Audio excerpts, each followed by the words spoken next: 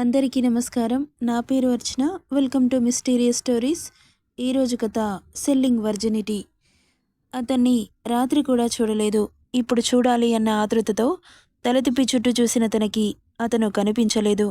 ఇదేంటి, ఇతను ఎక్కడికెళ్ళాడు అనుకుంటుండగానే door sound వినిపించింది. ఉలిక్కిపడి చూసింది వైనవి. అమ్మా, మీరు ఈ పాలు తాగండి అంటూ పాల గ్లాస్ తన గదిలో పెట్టి వెళ్ళిపోతుంటే అసలు ఇక్కడి నుండి లేచి ఎలా వాష్రూమ్కి వెళ్ళాలో కూడా తనకి అర్థం కావట్లేదు. ఎందుకంటే అంత పెయిన్గా ఉన్నాయి బాడీ పార్ట్స్. అసలు ఈ విషయం తనకి ఎలా చెప్పాలి అనుకుంటూ, ఏవండి, నాకు చాలా బాడీ పెయిన్స్ ఉన్నాయండి, కనీసం అడుగు తీసి అడుగు కూడా వేయడానికి రావట్లేదు, కాస్త హెల్ప్ చేస్తారా అని అడిగింది. ఆమె మాటలకి బాధగా అనిపించింది మేడ్కి.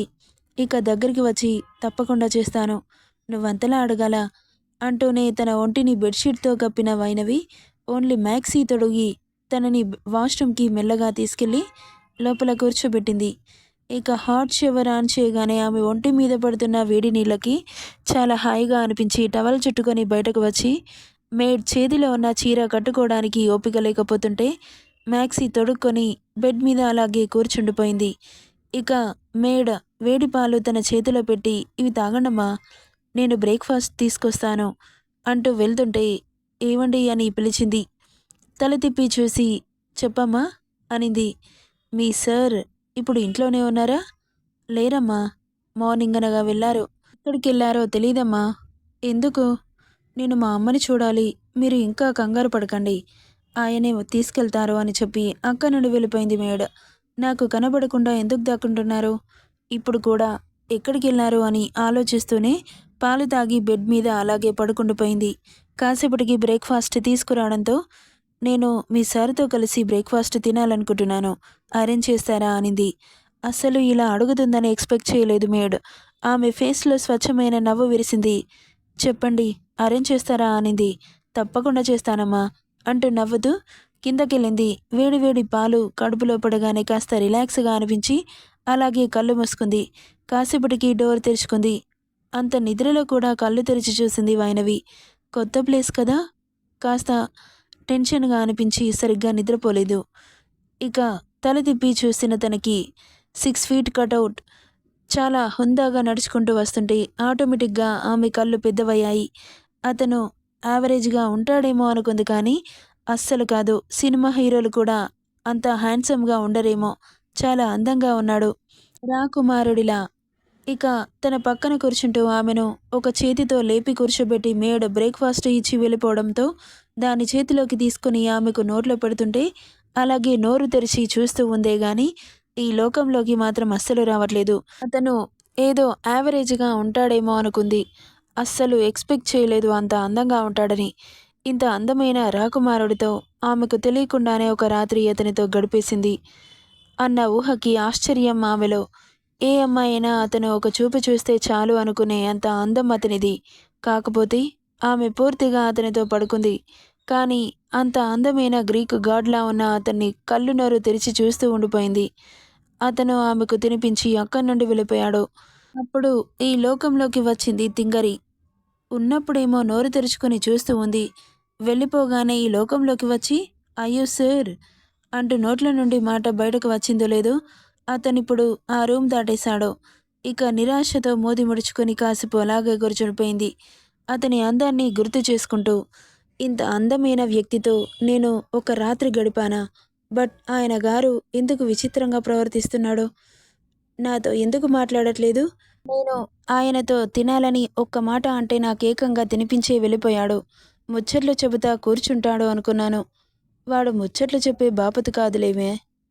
ఇక రఫ్ హ్యాండ్స్ ఆమె పెదాలకి తగలగానే ఒళ్ళు జల్లుమన్న ఫీలింగ్ తినేటప్పుడు కాదులేండి, ఇప్పుడు ఊహించుకొని మరీ ఫీల్ అవుతోంది.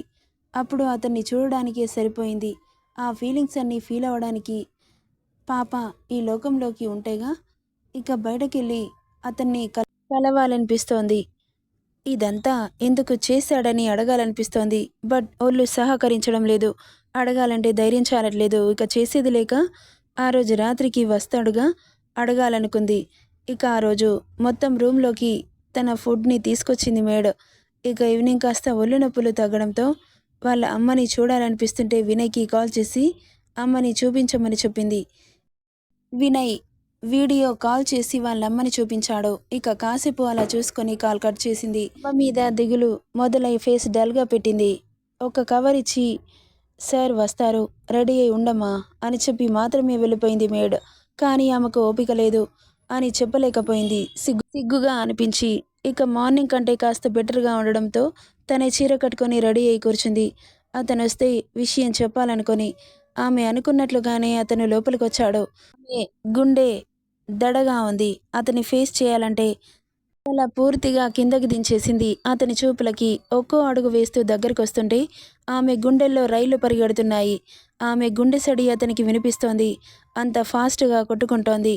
ఇక ఆమె దగ్గరికి చేరిన అతను ఆమె నడుం పట్టి ఆమెను అమాంతం అతని ఒడిలో కూర్చోబెట్టుకొని ఆమె తల నిమురుతూ గుండెలకి ఆనించుకొని వెన్ను నిమురుతున్నాడు.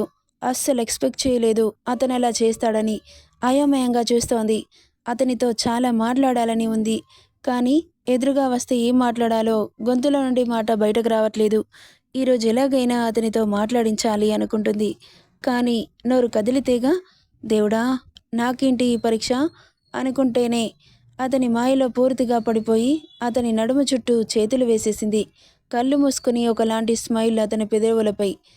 మెల్లగా ఆమె భుజాల మీద ఉన్న బ్లౌజ్ని కిందకి జరిపి ముద్దు పెట్టాడు.